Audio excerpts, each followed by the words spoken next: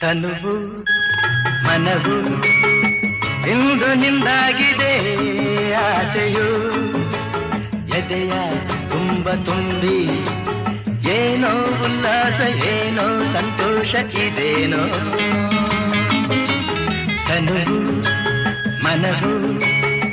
ಇಂದು ನಿಂದಾಗಿದೆ